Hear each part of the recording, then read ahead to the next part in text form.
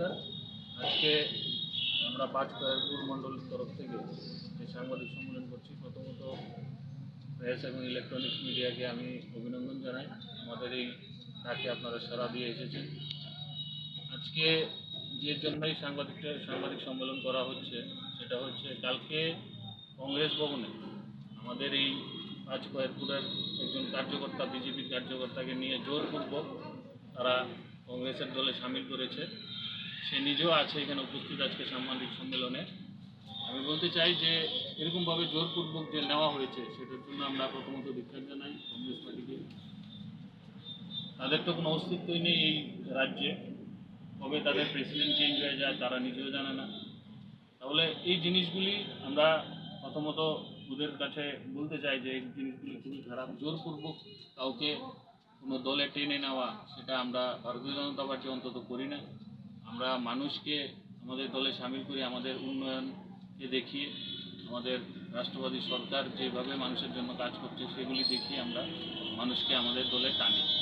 আপনারা দেখেছেন কিছুদিন আগে মাননীয় মুখ্যমন্ত্রীর হাত ধরে বিলোনিয়াতে বিশাল একটা জয়েনিং হয়েছে, 1000-এর উপরে লোক। আমাদেরও পাঁচখয়ারপুরে বিভিন্ন জায়গাতে মাননীয় বিধায়কের হাত ধরে বিভিন্ন জয়েনিং হচ্ছে বুথে বুথে, আগামী দিনও হবে। আমি এটাই শুধু বলতে চাই যে এরকম ন্যাক্কারজনক ঘটনা যেমন আর সামনের দিনে না হয়। সে নিজেও আছে, যাকে সেদিন কালকে নিয়ে কংগ্রেস ভবনে জোরপূর্বক জয়েনিং করা হয়েছে, উময় রুদ্রপাল। সে নিজের মুখে বলবে যে তার সঙ্গে কি ঘটনা হয়েছে। আপনার নামটা? আমি অমিত কুমার নন্দী, পাঁচখয়ারপুর মণ্ডল সভাপতি। উময়, কি হয়েছিল ঘটনাটা? প্রথম দিন আমি একটা এনজিও খোলা হয়েছিল, আমরা সব ফ্রেন্ড সার্কেল নিয়েছিলাম। তারপরে এটা অনেক 1.5 থেকে 2 মাস আমরা কাজ করছি, এনজিওটা নিয়েছিলাম। তারপরে হঠাৎ একদিন সব কিছু থেকে একটা ফান্ডের দরকার লাগে। ওই ফান্ডের জন্য একজনের লোকে দেখা করতাম। তো ওই দেখা করতে গিয়েছিলাম, তো তাহলে বলছিল যে দাদা এমন আমরা একটা এনজিও খুলছি, এটা থেকে আমার একটা ফান্ড লাগে। তো ঠিক আছে, তাই নিয়ে বললো ঠিক আছে, আমার থেকে যতটুকু সাহায্য দরকার আমি করবো। তো ঠিক আছে, পরে 2 দিন পরে তারা আমরা একটা সাহায্য দিয়েছে, যে এটা নিয়েছিলাম আমরা একটা ইয়ের মধ্যে দিয়েছি, এটা অনাথ আশ্রমে দেওয়ার পরে এরপরে কিছুদিন পরে তারা আবার আমার বলছেন যে এরকম একটা আমরা একটা ইয়ে আছে, কমিটি আছে NSUI, এটার মধ্যে তুই এসে কাজ করে দেখতে পারো এরকম। ঠিক আছে, তো আমি একদিন আমার ফোন করছে, যেমন কালকে তো আমি ফোন করছে, তো আমি গেলাম, ফোন করার সাথে সাথে গিয়ে এসেছি করে, তো হঠাৎ করে দেখি আমি প্রেস মিটিং। তো এসে আমার এই লোক তো আমিও বয়ে গেলাম, আমি আর এত কিছু বুঝতে পারলাম না যে কী করতে এটার মধ্যে।